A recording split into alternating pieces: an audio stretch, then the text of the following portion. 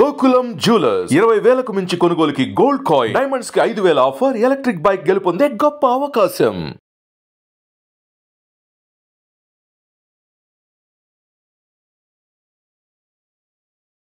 నమస్కారం, welcome to I dream. నేను మీ విజిత. ప్రస్తుతం మనతో పాటు ఉన్నారు ప్రముఖ ఆధ్యాత్మికవేత్త, జ్యోతిష వాస్తు పండితులు, లలిత ఉపాసకులు బ్రహ్మశ్రీ నానాజీ పట్నాయక్ గురుగారు మనతో పాటు ఉన్నారు. ఇప్పుడు గురుగారితో మాట్లాడి మరిన్ని విషయాలు తెలుసుకుందాం. నమస్కారం గురుగారు. శ్రీమాత్రే నమః. గురుగారు, విభూది ధారణ, భస్మం ధారణ చేస్తే చాలా మంచి కలుగుతుంది, దాని వెనకాల చాలా విశిష్టత ఉంది, భస్మం ధరించడం వెనకాల చాలా ఆంతర్యం అనేది మన సనాతన ధర్మం నుంచే వచ్చింది అని అంటుంటారు. నిజమేనా గురుగారు అదంతా? నిజమేనమ్మా. ఎందుకంటే భస్మ అంటే అర్థం ఏమిటంటే, భ అంటే భగవంతుడు, ష అంటే స్మరించడము. ఓకే, భగవంతుని స్మరించడం భస్మధారణ అంటే. ఎలా స్మరించడము, అది ఒక మంగళకరమైనటువంటి విషయం భస్మధారణ అనేటువంటిది.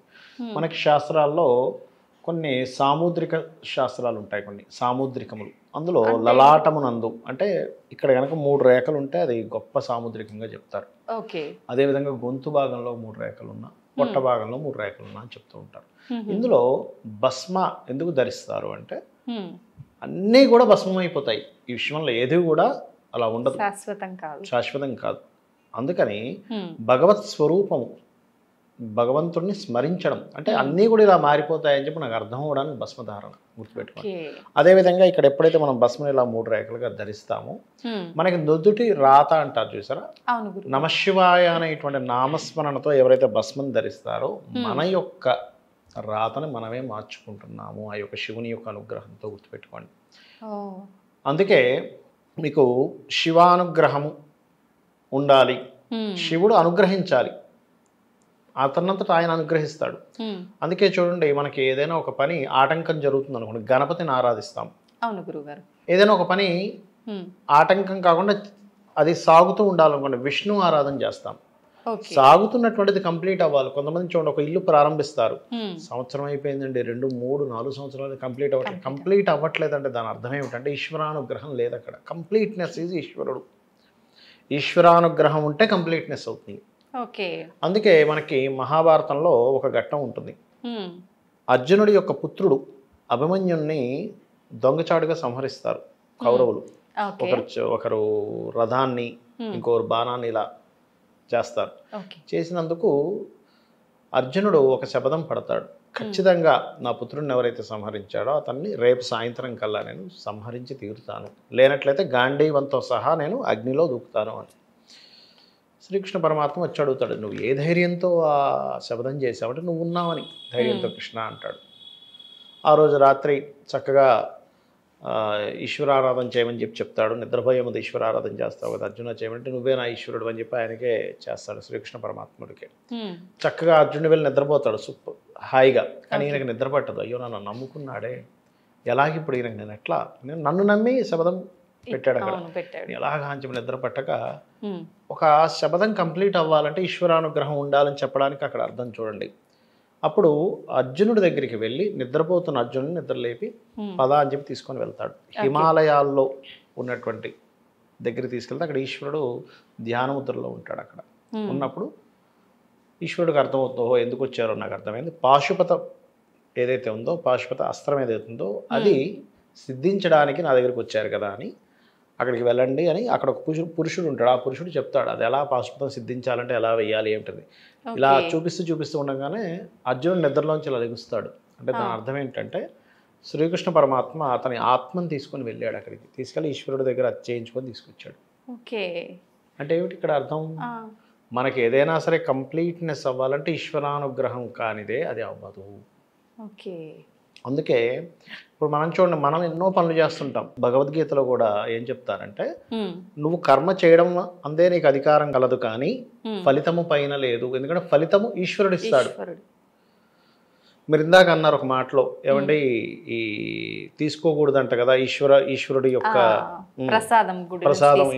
ప్రసాదం అని కాదు, ఈశ్వర మాలిన్యం అంటారు. ప్రసాదం వేరు, మాలిన్యం వేరు. ప్రసాదం ఈజ్ డిఫరెంట్, మాలిన్యం ఈజ్ డిఫరెంట్. అంటే ఈశ్వరుడి దగ్గర కొట్టినటువంటి కొబ్బరికాయ, ఈశ్వరుడికి వేసినటువంటి పూలదండ లేకపోతే పువ్వులు ఏవో ఉంటాయి చూసారా, అవును గురు. వాటన్నిటిని కొంతమంది పసుపు కుంకుమలు ఏవో అరటిపండు ఏవో పెడతారు, వాటిని తీసుకుని ఈశ్వరుడి దగ్గర పెట్టేస్తారు. మ్మ్. వాటిని మాలిన్యాలు అంటారు. అవి అక్కడ ఉన్నటువంటి పురోహితుడు మాత్రమే ఇవ్వాలి మనకి. మనం ఏమండి ఆ కొబ్బరి చెప్పు ఇవ్వండి, ఆ దండ ఇవ్వండి, ఆ పువ్వు ఇవ్వండి అని అడగకూడదు. ఓకే. పురోహితుడు తనంతట తానుగా ఇస్తే దాని అర్థం ఏమిటంటే ఈశ్వరుడు అనుగ్రహించాడు, ఇగో నీకు ఒక ఇస్తున్నానని. మనంతట మనం తీసుకోకూడదు. ఓకే. అయితే ఇక్కడ ఏమిటి, ఈశ్వరానుగ్రహాన్ని ఇచ్చేది ఎవరు అంటే మన గురువు. అక్కడ అర్జునుడికి గురువు ఎవరు? కృష్ణుడు, శ్రీకృష్ణుడు, శ్రీకృష్ణ పరమాత్మ. అందుకని ఏం చేశాడు, గురువుని నమ్ముకున్నావు కాబట్టి, అందుకే ఒక సామెత ఉంటుంది, మ్మ్. గురువు ఆగ్రహిస్తే పరమాత్ముడు కూడా క్షమించాడట, ఓకే. కానీ పరమాత్మ కనుక ఆగ్రహిస్తే గురువు రక్షించగలుగుతాడట. మ్మ్. అయ్యయ్యా తెలియదు నా శిష్యుడికి ఏదో తెలియక ఇబ్బంది పడ్డాడు, నువ్వు క్షమించు స్వామి అని. అలా ఏంటంటే అక్కడ ఈశ్వరానుగ్రహం తనంతట తానుగా రావాలి, లేదా ఒక గురువు రూపంలో రావాలి, లేదా అమ్మవారిని ఆశ్రయిస్తే కూడా ఈశ్వరానుగ్రహం వస్తుంది. మ్మ్. ఆ యొక్క మన్మధుణ్ణి ఈశ్వరుడు భస్మం చేస్తాడు. ఓకే. హరనేత్రాగ్ని సందగ్ధ కామ సంజీవన ఔషధి అని ఉంటుంది. అంటే హరుని యొక్క నేత్రము చేత దగ్ధమైనటువంటి ఈశ్వరుని బతికించింది అమ్మవారు. మ్మ్. లలితా సహస్రనామాల్లో ఉంటుంది. ఆ.